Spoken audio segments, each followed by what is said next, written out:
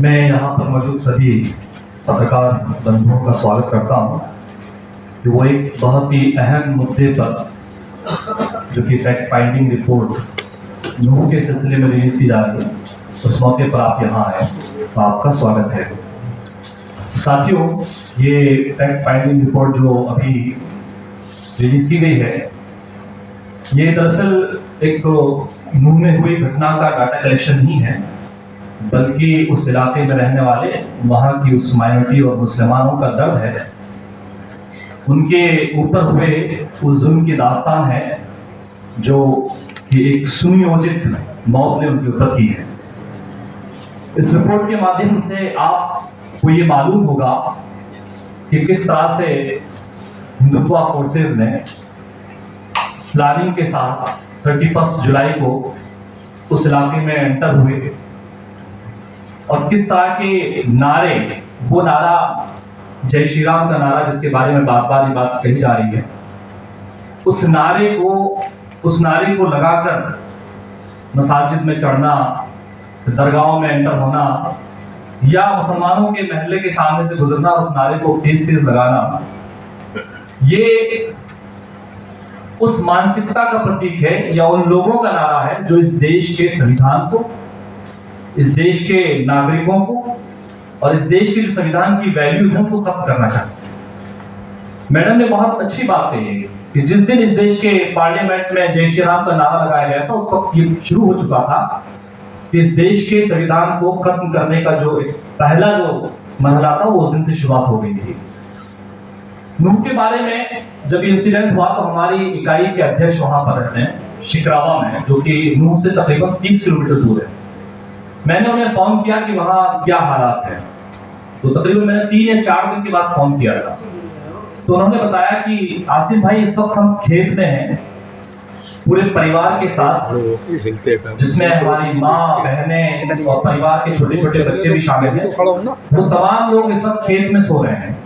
मैंने पूछा कि आप तो नूह से दूर रहते हैं, तो फिर आपको खेत में जाने की क्या जरूरत है परिवार वालों से? उसने बताया कि पुलिस गांव में आ रही है और जो उनको घरों में मिल रहा है उसे पकड़कर ले जा रहे हैं। तो आप इससे अंदाजा लगा सकते हैं कि वहां की मशीनरी के बारे में, वहां की पुलिस के बारे में, कि उस इंसिडेंट के बारे में जिसको सोशल मीडिया के माध्यम से तमाम लोगों ने देखा, पूरे देश ने देखा कि बिट्टू बजरंगी और मोनू मानेसर जैसे लोग सोशल मीडिया के माध्यम से ऐसे बयान देते हैं, भड़काते हैं, कहते हैं कि हम वहां आ रहे हैं, जिस तरह के बयान उन्होंने दिए, और उसके बाद इस तरह का दंगा होता है, इस तरह का वायलेंस होता है, लेकिन गिरफ्तारी होती है तो मासूम लोगों की 286 से ज्यादा गिरफ्तारी हुई। बहुत सारे लोग हैं जो खेतों में अभी भी छुपे भाग रहे हैं लोगों से, पुलिस से, क्योंकि उनके साथ उन्हें उम्मीद है कि उनको उठा लिया जाएगा तो उनके साथ इंसाफ नहीं होगा। 2 साल, 10 साल और 20 साल के बाद वो जेल से रिहा होंगे, जैसा कि बहुत सारे नौजवान अभी हैं। सवाल यह है कि ये नूह में जो वायलेंस हुआ है, इसका नुकसान कितना? 1280 घरों जो है वो घरों को, दुकानों को तोड़ दिया गया है। क्या इस देश में न्याय व्यवस्था नहीं बची है? क्या आप एक कम्युनिटी को टारगेट करके, जबकि उनका कोई कसूर नहीं था, उनको टारगेट करके, और अभी तक तो न्याय भी नहीं हुआ, ठीक है, किसने दंगा भड़काया, किसने पत्थर किया, ये तो अभी न्यायपालिका में जाएगा, वहां फैसला होगा, उसके बाद में जो मुलजिम होंगे उन्हें सजा होगी, ये तय नहीं हुआ है। लेकिन उससे पहले ही उनके घरों पर बुलडोजर चला दिया गया।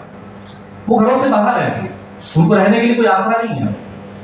हम ये समझते हैं कि इस तरह के जो मामला देश में बढ़ते जा रहे हैं, मैं कल ही उस बच्चे से भी मिला अल्तमश से, क्योंकि मैं इस बात को इसलिए जिक्र करना चाहता हूँ कि इस तरह के इंसिडेंट कोई महीनों में नहीं हो रहे हैं इस देश में, कोई सालों में नहीं हो रहे हैं, हर दिन हो रहे हैं।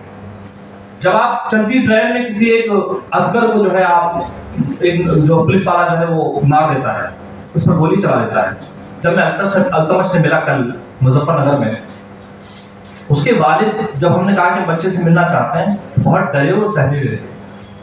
उन्होंने कहा कि नहीं, बच्चा बहुत डरा हुआ है, हम लोग उसको मिलाने में बहुत डर है। हमने कहा कि हम उसके फोटो नहीं लेंगे, हम सिर्फ उससे बात करना चाहते हैं, उसका हौसला बढ़ाना चाहते हैं। मुश्किल से वो बच्चे को अपने साथ बाहर लेके आए वाले, बच्चा जबान नहीं खोल रहा, हमने उसको हंसाने की कोशिश की, उसको मनाने की कोशिश की, लेकिन बोल नहीं पा रहा था। वो जो उसके साथ किया है, उस मानसिकता ने जो उसको दर्द दिया है, वो दर्द बहुत गहरा है। उस दर्द को उन सब लोगों को, इस देशवासियों को महसूस करना चाहिए जिनके 7 साल का बच्चा है जो किसी स्कूल में पढ़ता है, जिसको ये कहकर पिटवाया जाए कि ये मुसलमान है, इसको थप्पड़ मारो। उस दर्द को कल मैंने महसूस किया। हम सबको महसूस करना चाहिए 7 साल के उस बच्चे के दर्द को। हम समझते हैं कि मुंह का जो वायलेंस वो सुनियोजित था, प्लानिंग के तहत था, आने वाले इलेक्शन की एक तैयारी थी जो बीजेपी ने की है, और इस तरह के मामला और भी होंगे। मेरा ये मानना है कि फैक्ट फाइंडिंग रिपोर्ट आप पढ़ें, पत्रकार बंधु जो यहाँ मौजूद हैं, सच्चाई को लोगों के पास ले जाएं, उन लोगों के पास भी ले जाएं जो इंडिया नाम से विपक्षी गठबंधन बना रहे हैं। उनके पास भी हमारा ये मैसेज जाना चाहिए, ये रिपोर्ट जानी चाहिए। उनको भी मालूम होना चाहिए कि जिस वोट बैंक को आप अपना वोट बैंक समझते हैं, उनके प्रोटेक्शन के लिए भी आपको कुछ करना चाहिए, उन इलाकों में आपको भी जाना चाहिए। और मेरा सवाल उस मेजोरिटी से भी इस देश की जो इस तरह के हादसा पे बहुत खामोश है। मैं समझता हूं कि जो लोग दंगा कर रहे हैं, मोनू मानेसर और बिट्टू बजरंगी और बहुत लंबी फहरिस्त हो सकती, उनसे ज्यादा गुनहगार तो वो लोग हैं जो हो रहे एक कम्युनिटी पे हो रहे जुल्म के खिलाफ खामोश हैं। वो बोल नहीं रहे हैं, प्रोटेस्ट में नहीं आ रहे हैं, वो अपनी आवाज नहीं उठा रहे हैं, वो खामोश हैं। एक कम्युनिटी को लगातार टारगेट किया जा रहा है। मैडम ने और बाकी लोगों ने बताया कि मणिपुर में किस तरह से चर्च पे हमले किए गए, किस तरह से वहां रेप की घटनाएं हो रही हैं। 2 दिन पहले भी 2 लोगों को जो है वो मारा गया। ये हमारे इस बैनर में मौजूद विश्व गुरु बनते भारत की तस्वीर है, जिसके नागरिकों का यह हाल है कि जिनके घरों को तोड़ा जा रहा है, जिन्हें घरों से निकाला जा रहा है, जिनके नौजवानों को जो है जेलों में ठूसा जा रहा है। हम इस वक्त की मांग करते हैं कि जितने भी नूह के अंदर जिन लोगों का घर गिराया गया है, उन लोगों के घर बनाए जाए।